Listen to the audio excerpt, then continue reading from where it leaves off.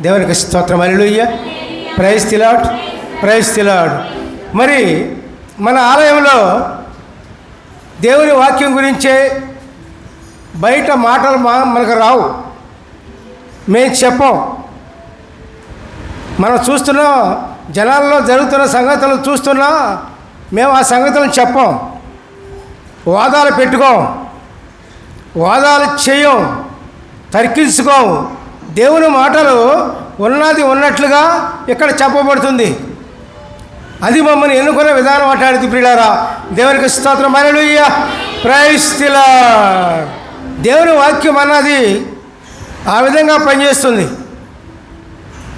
దేవుని వాక్యము ఒక మనిషిని తీర్చిదిద్ది దేవునికి మనుషులకు ఉపయోగపడేలాగా చేస్తుంది. దేవునికి స్తోత్రం. హల్లెలూయా. Praise the lord.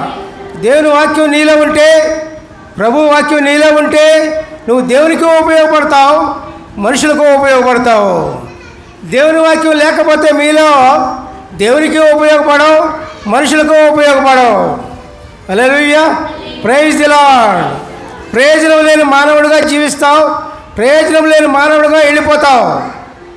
కాబట్టి దేవుని వాక్యం అన్నది నీ హృదయంలో ముద్రించుకోవాలి. ప్రియులారా, దేవుని వాక్యం వలన మనకు ఎన్నో అద్భుతాలు జరుగుతాయి.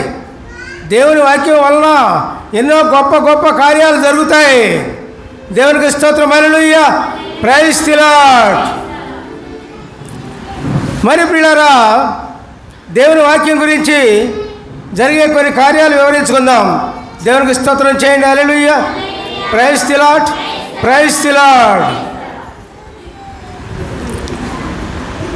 నేను దేవుని వాక్యాన్ని నా హృదయంలో పెట్టుకొని ఉద్యోగాలు కూడా చేశానండి. ఉద్యోగాలు చేసిన ఎవరు ఏమన్నా దేవుని వాక్యాన్ని పాటిస్తూ వెళ్ళిపోయా ముందుకి. వాళ్ళ మాటలిని, వీళ్ళ మాటలిని, ఇంకొకటి మాటలిని వాళ్ళ వైపుకు తిరగలేను. దేవుని వాక్యం ఆధారం చేసుకొని దేవుడు నన్ను నడిపిస్తూ వచ్చాడు. పిల్లారా, దేవునికి స్తోత్రం. అదేవిధంగానే దేవుని వాక్యం మీ హృదయంలో ఉన్నప్పుడు చుట్టుపక్కల వారి మాటలు ఏది మాటలు వినక దేవుని వాక్యం నీలో ఉందా లేదా అని గమనించుకోండి, మీ హృదయంలో సరిచూసుకోండి. అప్పుడు ఎవరి మాటలు లెక్క చేయకుండా దేవుని మాట ప్రకారమే, దేవుని వాక్యం ప్రకారమే మీరు ముందుకు పోండి ప్రియులారా. సరేనా? దేవునికి స్తోత్రం. Hallelujah. Praise the Lord, praise the lord.